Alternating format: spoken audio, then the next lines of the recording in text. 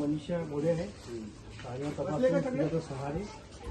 सवानाथ पुराणी बन आणि अभियान दहेक फिरोज खान खोपला चालले नाही खोपला 11 पिढ्यांशील आहे 6 सुपरला आहे आणि काही मोठीकडे आणि काही पाहिजे टोटल पोरं किती आहे मग सर्व वापरले एक मिनिट भैया टोटल पोरं टोटल लिस्ट किती आहे टोटल पूर्ण अरे अर्चना मॅडम आपण बसून किती पैसे टोटल 11 इकडे 6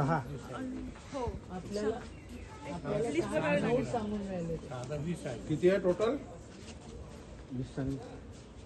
किती आहे टोटल NICU मध्ये पोरं किती होते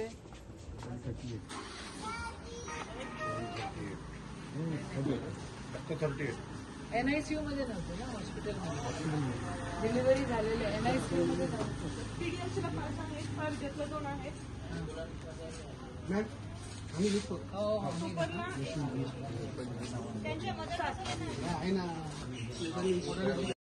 काय वाटतं नाही आता हे व्हेंटिलेटर ब्लास्ट झालं असं एक्सप्लेनेशन देतात आहे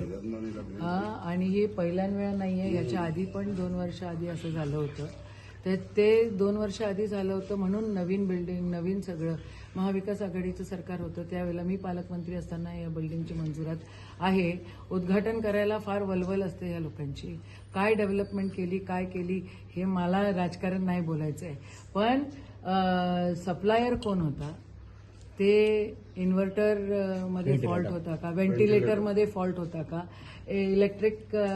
कनेक्शन्समध्ये त्या ठिकाणी फॉल्ट होते का व्हेंटिलेटर का फुटतं म्हणजे तिथं फॉल्टी व्हेंटिलेटर्स दिलेले आहेत 56% कमिशनवालं सरकार हे आहे आणि हे 56% कमिशनवालं सरकार याच्यावर दोषीच आहे असं म्हणायला काहीच हरकत नाही इन्फ्रामॅन म्हणून घेत असताना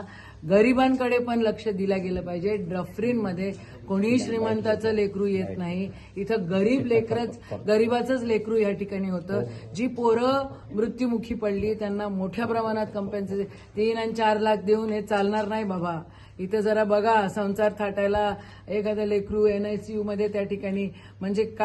काय बोललं पाहिजे मला शब्द कमी पडतायत निषेध आहे या सगळ्या गोष्टींचा लक्ष द्या इन्फ्रास्ट्रक्चरकडे थोडंसं लक्ष द्या हे कोण सप्लायर्स आहे त्यांच्याकडे जरा कडक लक्ष द्या कधी आदिवासी विभागाचे पोरं त्यांना फूड पॉयझनिंग होतं कधी डफरीनमधले आग लागते कुठं काय होतं कोणाला जेवण भेटत नाही इथं डॉक्टर्स